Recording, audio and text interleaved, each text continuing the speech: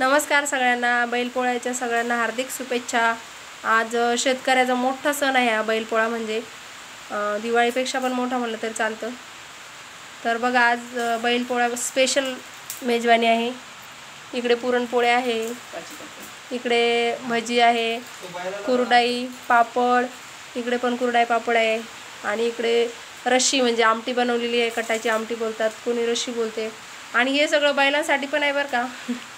बैलांना पण हेच खायला घातलेले आज, पुरणपोळ्या, भजी, कुरड्या, पापड सगळं बैलांसाठी पण असते।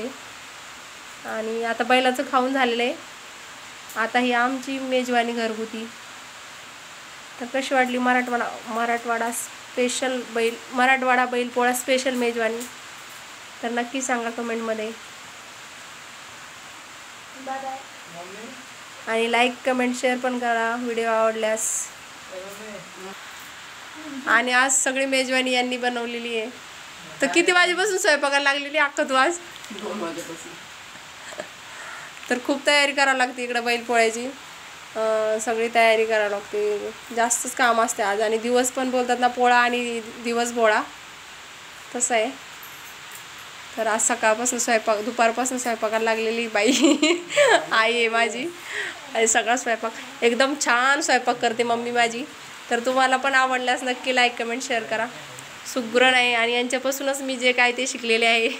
तर धन्यवाद आणि लाईक कमेंट शेअर पण करा।